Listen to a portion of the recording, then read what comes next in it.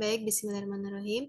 Assalamualaikum warahmatullahi wabarakatuh. Perkenalkan, nama saya Andreas Kaisya Bania Bajang dari Fakultas Kesehatan Masyarakat, jurusan Kesehatan Masyarakat, dengan NIM 14120210183.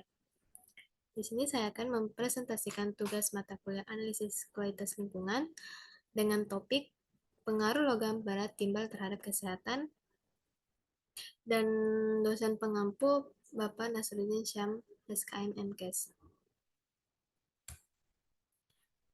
Pertama, ada pendahuluan di mana timbal merupakan logam berat non-disintegrasi yang sangat berbahaya dengan warna abu-abu kebiruan, nomor atom 82, berat molekul 207,2, densitas 11,34, dan titik lelah 621,43.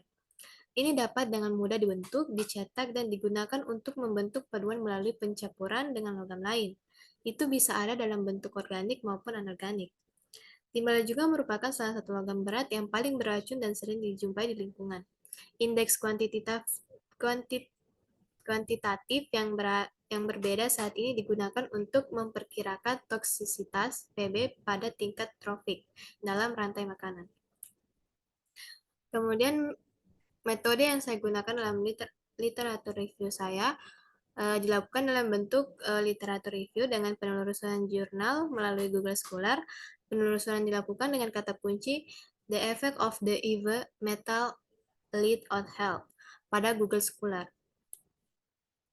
Hasil pembahasan di sini saya temukan 3. Yang pertama ada pengaruh timbal terhadap kesehatan, yang kedua faktor risiko keracunan timbal, dan yang ketiga pencegahan keracunan timbal. Pertama, saya akan membahas pengaruh timbal terhadap kesehatan. Timbal merupakan logam berat lain yang memiliki dampak penting bagi kesehatan manusia.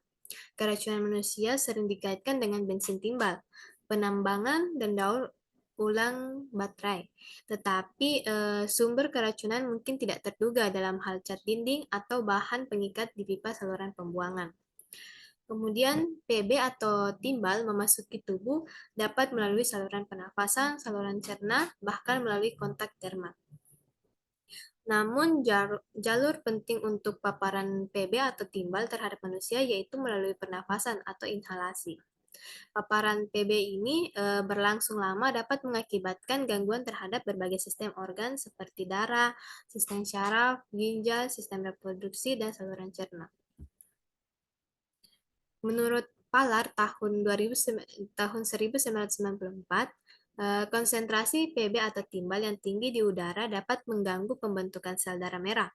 Gejala keracunan dini mulai ditunjukkan dengan terganggunya fungsi enzim untuk pembentukan sel darah merah. Pada akhirnya dapat menyebabkan gangguan kesehatan lainnya seperti anemia dan kerusakan ginjal. Kemudian paparan timbal dapat terjadi melalui berbagai cara seperti terhirup lewat udara, makanan, atau minuman yang dikonsumsi atau kontak kulit. Timbal juga dapat terakumulasi dalam tubuh organisme air. Mengapa demikian? Jika organisme air yang terakumulasi timbal dikonsumsi oleh manusia, maka timbal tersebut akan memasuki tubuh dan menyebabkan gangguan terhadap tubuh.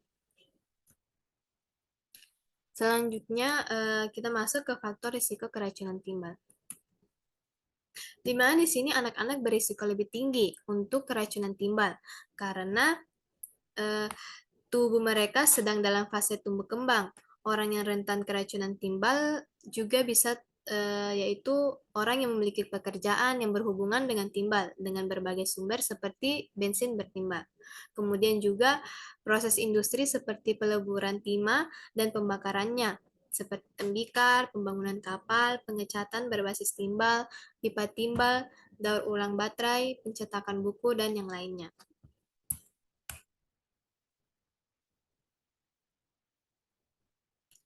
Kemudian faktor lain dapat menempatkan orang dewasa dan anak-anak dalam risiko.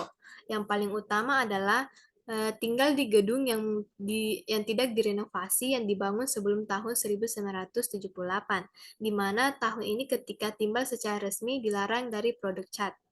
Dan faktor ini sendiri diterjemahkan menjadi risiko keracunan timbal yang lebih tinggi di antara komunitas etnis miskin di mana perumahan di bawah standar adalah hal biasa.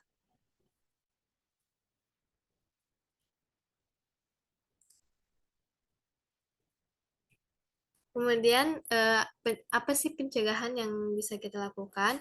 Di sini saya akan menjelaskan apa pencegahan keracunan timbal.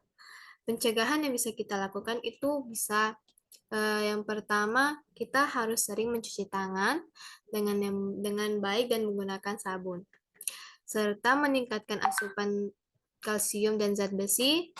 Kemudian cegah kebiasaan anak-anak meletakkan tangan yang mungkin terkontaminasi langsung di mulut. Dan kurangi penggunaan keberadaan benda yang mengandung timbal. Kemudian pipa rumah yang mengandung timbal diganti untuk menghindari kontaminasi timbal melalui air minum. Dan air panas mungkin mengandung kadar timbal lebih tinggi dibandingkan air dingin, sehingga mungkin kita lebih baik memakai air dingin untuk kebutuhan rumah tangga dan kebutuhan sehari-hari. Dan sedikit tambahan dari saya untuk apa sih faktor risiko yang dapat dialami dari keracunan timbal, yaitu pertama ada usia di mana eh, bayi dan anak kecil lebih mudah mengalami keracunan timbal dan efek yang lebih berbahaya. Kemudian ada hobi, di mana seseorang yang memiliki hobi membuat perhiasan atau kerajinan tangan dengan menggunakan solder memiliki risiko lebih tinggi untuk terpapar keracunan timbal. Dan ada juga tempat tinggal, di mana di sini orang yang tinggal di bangunan lama lebih berisiko mengalami keracunan timbal karena beberapa jenis cat produksi lama masih mengandung kadar timbal yang tinggi. Dan debu atau serpihan dari cat yang mengandung timbal ini bisa saja terhirup atau termakan oleh penghuni rumah.